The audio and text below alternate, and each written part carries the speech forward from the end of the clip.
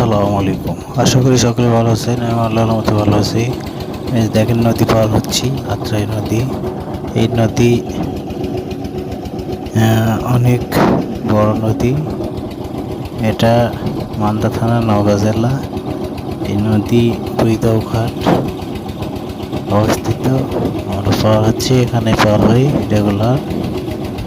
এই যে দেখেন অনেক সুন্দর নদী বাড়তি, আরও বাড়বে পানি। সবাই ভালো থাকবেন, সুস্থ সুন্দর নিরাপদে থাকবেন। আর সুন্দর লাগলে লাইক কমেন্ট শেয়ার করবেন ইনশাআল্লাহ। আসসালামু আলাইকুম রহমতুল্লাহ।